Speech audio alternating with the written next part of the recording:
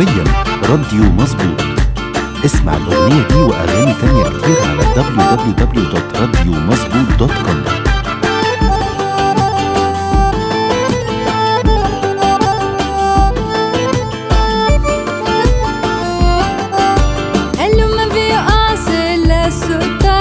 صحيح عشان معنى الوقوع هو انهم بيجربوه، لكن كمان برضو الشطار وعشان نأثر في الموضوع من الوقع لازم يهربوا. الشاطر اللي يقوم إذا مرة كفى، مش لو وقع يقول كده ستوب وكفى. الشاطر اللي يقوم إذا مرة كفى، مش لو وقع يقول كده ستوب وكفى.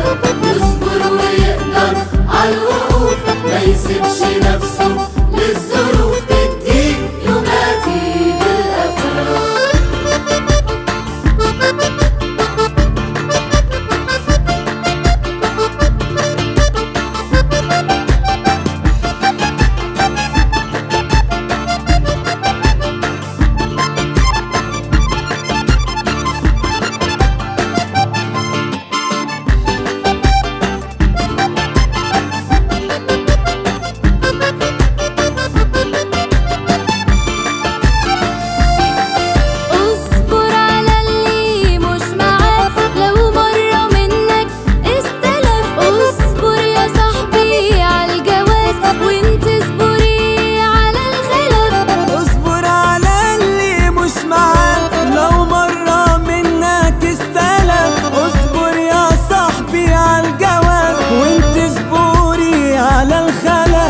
الحزن بس ما تصبروش، هتصبروا مع الأسف هيخلي كل شيء جميل في حياتكم اتصاب بالتلف. وده مش كلام وخلاص، علشان ده أمر علمي ومكتشف.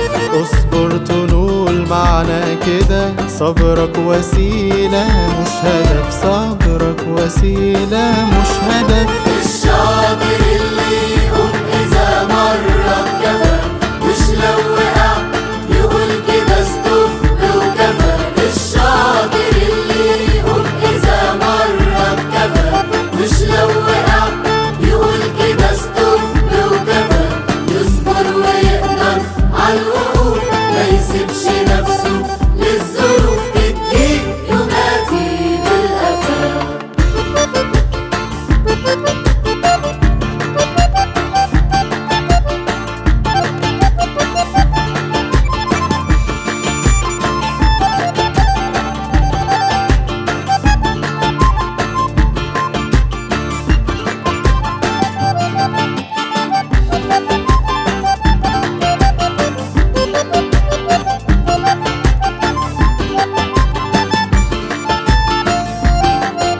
صبرك